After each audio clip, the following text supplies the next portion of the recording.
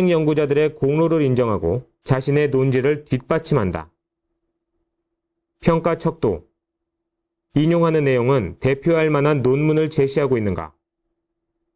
자신이 알고 있는 논문이 올바르게 인용되었나? 논문 형식을 통해서 어떻게 구성해야 할지 감이 오네요. 혹시 도움이 될 만한 실질적인 팁은 없을까요? 이렇게 의욕이 넘치니 논문도 잘 쓸 것 같은데? 실질적인 팁이라. 그럼 올바른 제목 정하기, 탄탄한 초록 쓰기, 논문 잘 구성하기, 데이터 정확성 확인하기, 철저한 프루프리딩 정도 등을 이야기할 수 있지. 와, 너무 많은 것 같아요. 괜찮아. 하나씩 차근차근 알려줄게. 감사합니다, 교수님. 우선 올바른 제목 정하기부터 이야기할게. 논문의 저자도 동국이 자네고 가장 좋은 제목을 정할 수 있는 사람도 자네지. 논문 제목을 정할 때 중요한 것은 제목으로 논문의 내용을 언급하는 동시에 논문의 중요성을 나타내야 해. 왜냐하면 효과적인 제목은 논문 검색 색인에도 앞으로의 인용에도 영향을 줄 수 있거든. 논문의 내용이나 논문의 중요성을 파악할 수 있는 제목을 정하는 것이 중요하군요. 교수님, 초록을 쓸 때는 어떤 부분을 염두에 두어야 할까요? 독자들이 전체 논문을 읽어보기로 마음을 먹기 전 가장 먼저 읽는 부분이 초록이네. 만약 초록이 효과적이지 못할 때는 논문을 아예 읽지 않을 수도 있지. 논문을 쓸 때 저자들이 흔히 저지르는 실수 중 하나가 바로 초록 작성에 너무 적은 시간을 쓰는 것, 아니면 마지막 순간에 초록 작성을 편집자에게 맡겨버리는 거야. 교정 서비스는 초록을 잘 다듬거나 단어 수 제한에 맞출 수 있게 도와줄 수는 있지만 대신 초록을 써줄 수는 없잖아. 정보의 흐름을 파악하기 위해 같은 분야의 다른 저자들이 쓴 초록을 읽어보거나 염두했던 목표 저널의 초록 작성 가이드라인을 참조하는 것도 도움이 될 거야. 하긴 소개팅에서도 첫인상이 좋아야 호감이 가잖아요. 초록이 좋으면 호의적인 감정을 가지고 논문을 끝까지 읽을 수 있을 것 같아요. 그러면 교수님, 그 다음 논문 구성을 잘 할 수 있는 팁은 뭐가 있을까요? 논문의 구성이 서투르거나 약하면 논문의 영향력이 감소되기 때문에 논문이 거절될 수 있지. 논문 작성을 시작하기 전에 우선 논문 구조의 기본 틀을 잡고 각 섹션의 초안을 작성해봐. 그 다음에 중요 포인트와 주장을 제시하고자 하는 순서대로 아이디어의 흐름을 넣어보는 거야. 만약 네 아이디어를 구조적으로 제시할 수 있다면 저널 편집자와 검토자가 논문의 의도를 이해하고 검토하는데도 문제가 없다는 얘기거든. 잘 알겠습니다. 교수님, 그 다음 데이터가 정확한지 확인하는 방법도 알려주세요. 데이터 분석은 표, 도식, 그래프, 기타 통계의 형식으로 언제나 데이터를 포함하고 있어. 과학 연구 논문에 반드시 존재하는 부분이지. 그래서 논문을 쓸 때 표, 도식 등으로 제시된 데이터 사이에 일관성이 있는지, 풍부한 정보를 포함하고 있는지, 본문 내에서 관련 있는 부분과 연결되는지 확인해야 해. 우와, 드디어 마지막 프루프리딩이 남았네요. 늘 궁금했던 부분이긴 한데 프루프리딩이 꼭 필요한가요? 당연하지. 어찌 보면 프루프리딩은 논문 작성에서 가장 중요한 단계인걸.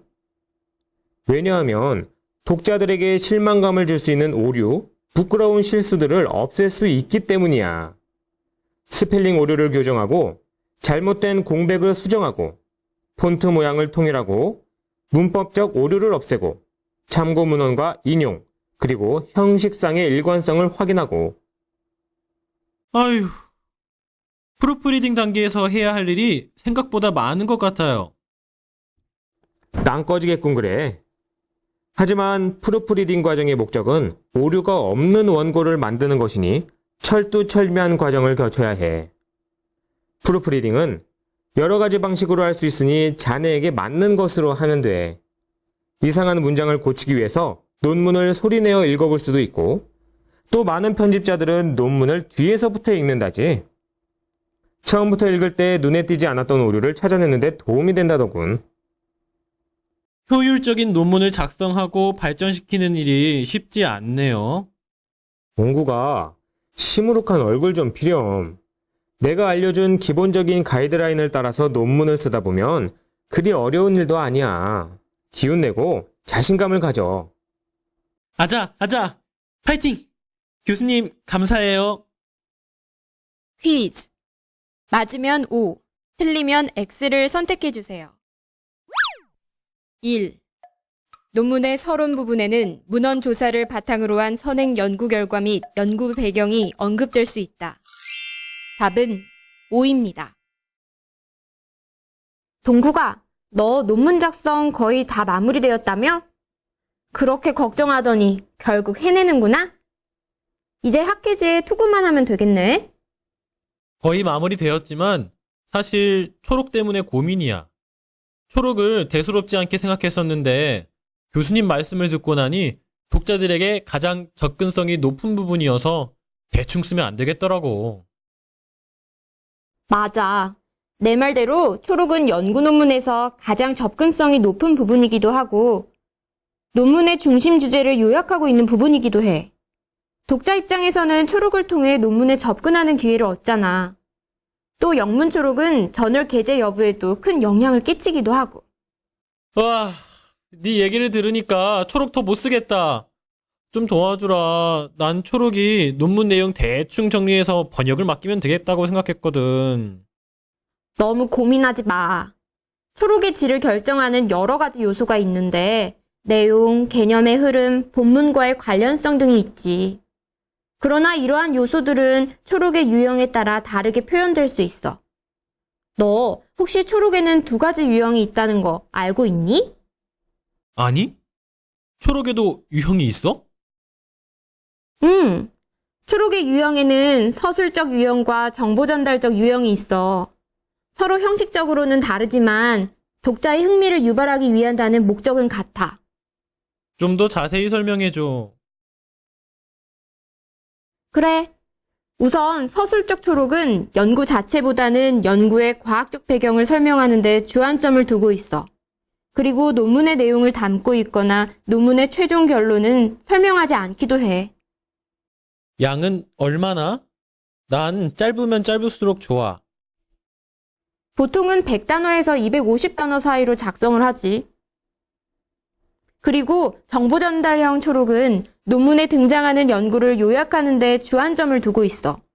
보통 논문에 대한 정보를 제공해.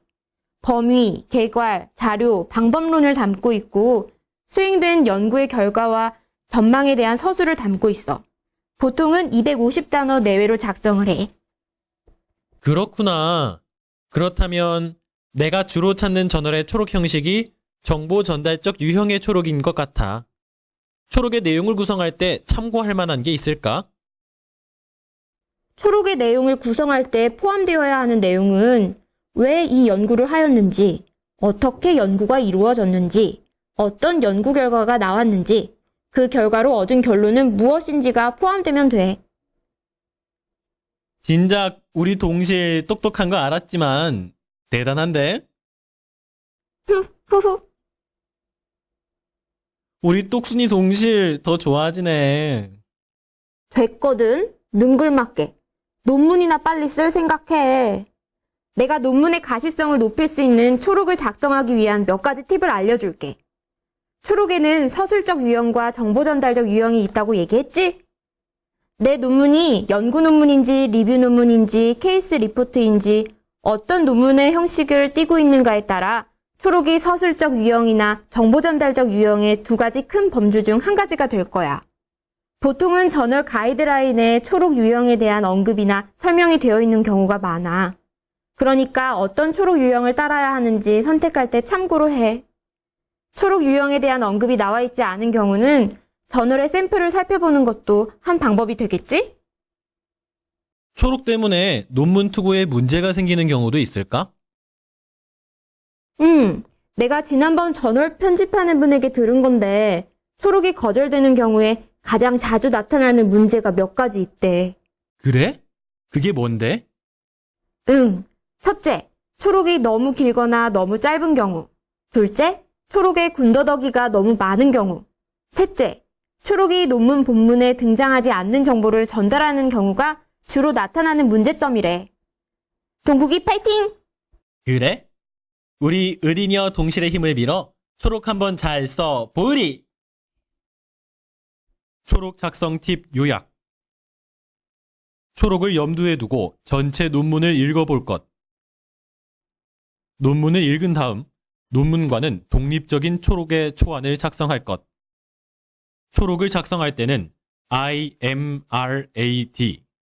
Introduction, Method, Results and Discussion 형식을 따를 것. 저널의 가이드라인에 따라 파트별 제목이 없는 초록을 작성해야 하는 경우에도 논리적인 흐름을 위해 IMRAD 형식을 염두에 둘 것. 초록에 표현된 개념들이 논리적으로 전환되고 연결되는지 확인할 것. 초록이 명확하며 이해하기 쉬운지 확인할 것. 본문에 사용했던 표현을 그대로 사용하지 말 것. 연구의 결과를 상술하지 말 것. 주어진 단어 수를 초과하지 말 것. 연구의 주요 결과만 나타낼 것. 퀴즈. 맞으면 O, 틀리면 X를 선택해주세요. 1. 초록이 전 세계의 수많은 연구자들이 이용하는 전자 데이터베이스에 수집되기 때문에 논문의 길이가 중요하다. 답은 O입니다. 2. 본문에 등장하지 않는 정보를 초록에 사용해도 내용만 좋으면 상관없다. 답은 X입니다. 3. 연구 내용 제목에는 간략하고 함축적인 내용이 들어가 있어야 한다. 답은 O입니다. 4. 초록을 작성할 때는 연구의 결과만 작성해야 보기가 쉽다. 답은 X입니다. 한번 생각해 보세요. 1. 올바른 연구 질문을 선택하기 위해 내가 해야 할 노력은 무엇일까? 2. 논문에서 초록이 중요한 이유는 무엇이라고 생각하는가?